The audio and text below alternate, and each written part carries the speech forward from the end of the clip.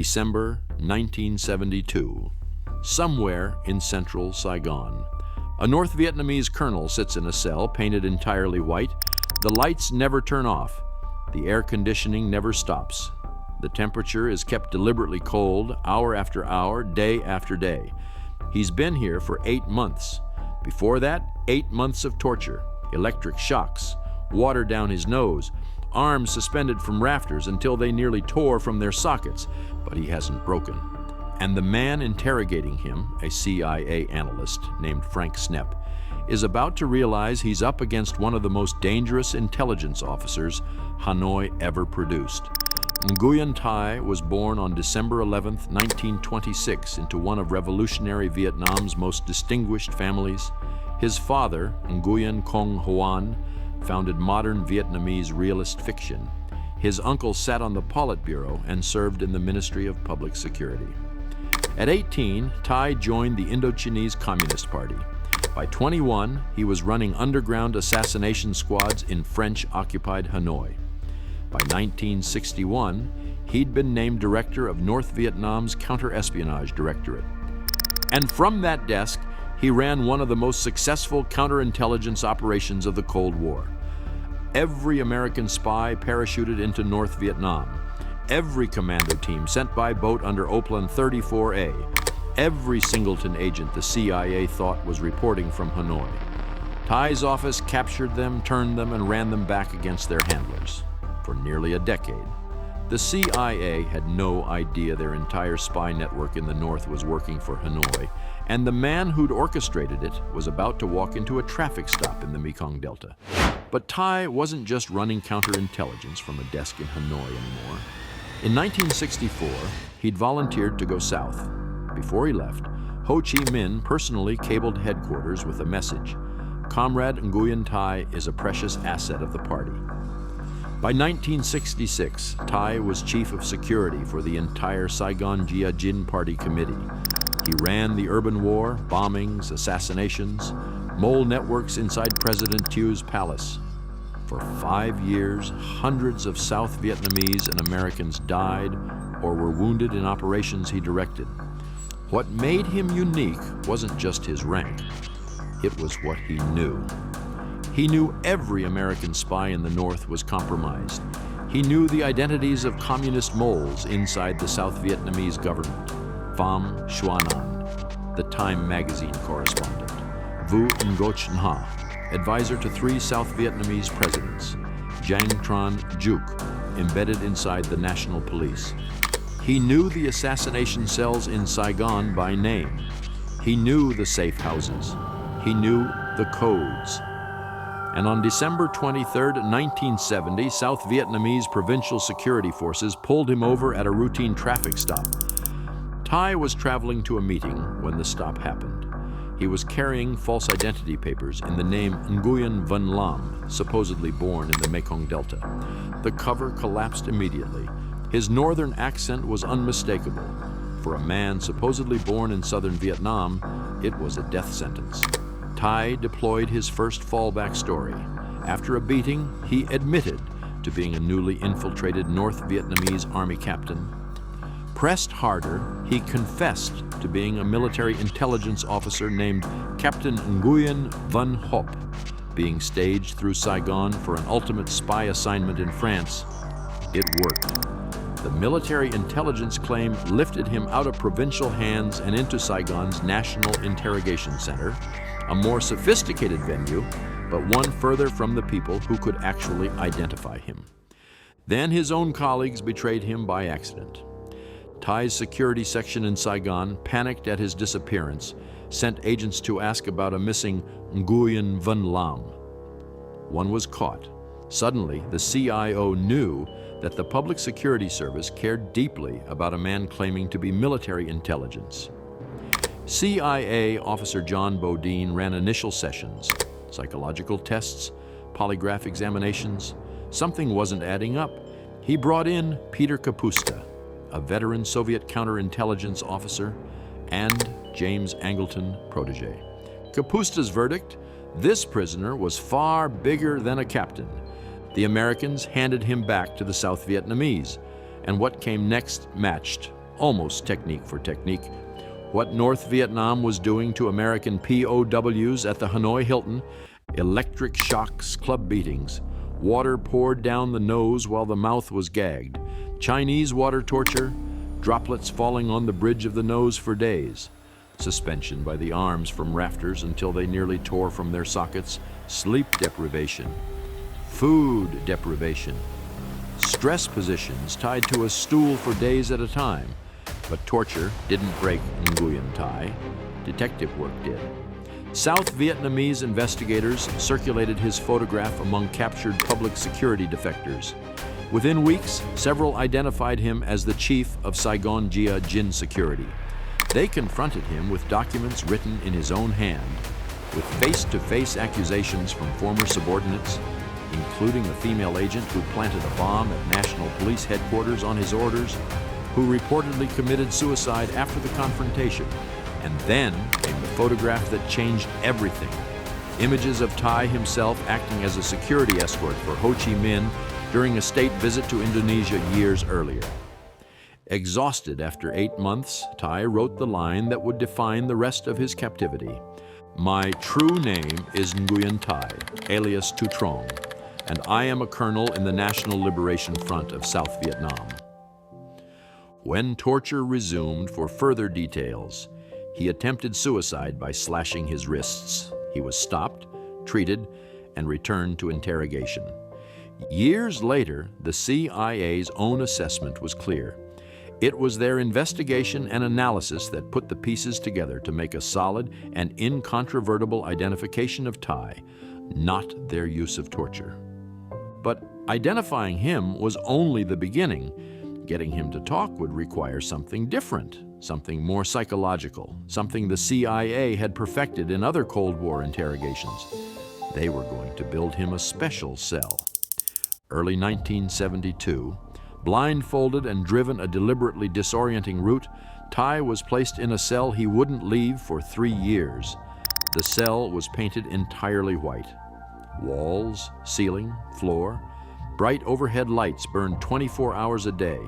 A powerful air conditioner kept the room aggressively cold, exploiting not just Thai's known aversion to cold, but a Vietnamese folk belief that cool drafts were physically poisonous. Guards wore white. They were ordered not to speak unless absolutely necessary. Thai lost the ability to mark time except by his own metabolism. 2 CIA interrogators worked him in this cell. Peter Kapusta handled most of 1972, medical care, fresh clothing, extra rations, conversation, exploiting his aversion to cold, his need for companionship, and his love for his family. Then Kapusta was reassigned. From autumn 1972 until the Paris Peace Accords in January 1973, the interrogator was Frank Snepp. Not a trained interrogator, a strategy analyst, but one of the agency's foremost experts on North Vietnamese politics. Snepp spoke no Vietnamese.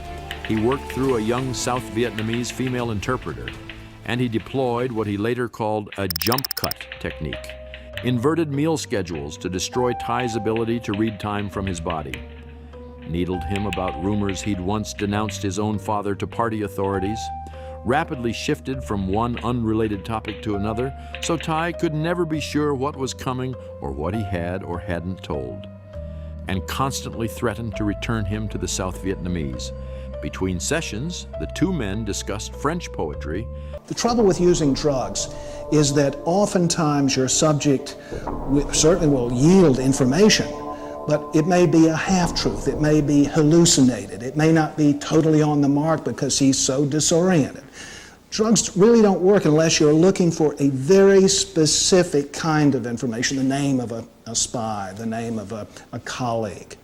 But if you want somebody to discuss strategic intelligence, what the adversary is going to do next, or what the terrorist cell is going to do next, you're not going to get it. Thai was running his own playbook. As he wrote years later in his memoir, "I will answer questions and try to stretch out the questioning to wait for the war to end. I will answer questions, but I won't volunteer anything. The answers I give may be totally incorrect, but I will stubbornly insist that I am right. In one revealing episode, Snepp tried to remove the South Vietnamese interpreter, assuming Thai would speak more freely without a regime witness. He replaced her with an American who spoke fluent Vietnamese. Thai, who actually wanted the South Vietnamese present so word of his non-cooperation could leak back to his comrades, pretended not to understand the American. Snepp had to bring back the original interpreter. The CIA didn't realize what had really happened until they read Thai's memoir 30 years later. But the official verdict was more candid. It was the skillful questions and psychological ploys of the Americans, not physical pain, that produced the only useful information Thai ever provided. And what he gave up was material he knew was already compromised. Names already broadcast on Hanoi's own radio programs, locations already abandoned, the names of his agents, the locations of his safe houses. His knowledge of the doubled spies in the North never crossed his lips. Astonishingly, the CIA never definitively confirmed during the war that Thai was the chief of all Saigon Gia Jin security. The South Vietnamese had nailed him, but the American picture remained partial. And then, on January 27, 1973, everything changed. When the Paris Peace Accords were signed, Frank Snepp did something without obtaining South Vietnamese authorization. He told Thai about the agreement and its prisoner exchange provisions. American interrogation ended that month. Thai spent the next 2 years alone in the White Cell, surviving by reciting from memory the North Vietnamese national anthem, the Liberation Front anthem, and the Internationale, by saluting a star he'd scratched into the wall as his flag, by composing poems about his children. April 30th, 1975. North Vietnamese tanks are rolling toward Saigon. In the National Interrogation Center, Brigadier General Nguyen Quoc Binh, head of the National Police, orders Thai's execution. The order arrives too late. Senior officers are already on evacuation helicopters. The junior guards left holding the prisoner have no escape route of their own. They make a cold calculation. A live prisoner who can vouch for them is worth more than a dead one who would mark them for retribution. Thai was found alive in his cell at midday, April 30th, 1975. Frank Snepp, evacuated and assuming the worst, would later write in his memoir, Decent Interval, that Thai had been taken up in an aircraft and dropped into the South China Sea from 10,000 feet. He was wrong. Thai returned to Hanoi in autumn 1975, expecting a hero's welcome. He was given senior posts: standing committee member of the Ho Chi Minh City Party Committee, director of the city's public security, eventually deputy minister of the interior. Then suspicion descended. 2 pieces of evidence raised doubts. First, his fallback cover story to South Vietnamese interrogators appeared in a captured 1973 counterintelligence document and looked like genuine cooperation rather than deception. Second, passages in Frank Snepp's Decent Interval, published in 1977, suggested Thai had talked. For nearly 4 years, he was investigated by Politburo heavyweights Lê Duc Tho and Phan Văn Giang, the same man who'd survived 8 months of torture and 3 years in a white cell, now faced interrogation by his own side. It took until July 31st, 1981, for the Secretariat to formally clear him. Decision number 1519 stated he had endured the enemy's barbaric torture, dealt cleverly with the enemy, and protected the party's secrets and bases that he knew. The full process of rehabilitation took 11 years. In June 2002, at a ceremony in Reunification Palace in Ho Chi Minh City, 75-year-old Nguyen Thai was awarded the title Hero of the People's Armed Forces, Vietnam's highest military honor. In 1999, he'd published his memoir through the same publishing house his father once led. The party's Ideology and Culture Commission later asked him not to circulate it broadly because his criticisms of his post-war investigators departed from official narratives. Nguyen Thai died at Hospital 198 of the Ministry of Public Security on February 16, 2016, at age 91. Today, this case sits at the heart of a different debate. Frank Snepp, haunted by what he'd done, wrote in 2009 about the post-9/11 torture debate. He used Thai's case as evidence that torture doesn't work. That detective work and psychological manipulation, not physical pain, produces intelligence. The CIA's own article about Thai, written by former Saigon station officer Merle Pribanow, makes the lesson explicit. It's titled, "Limits to Interrogation, The Man in the Snow-White Cell." South Vietnamese torture didn't break Thai. Police-style detective work and a confrontation with hard evidence did. And even then, the colonel in the snow-white cell never gave up the names that mattered. The men who interrogated him spent the rest of their lives saying so.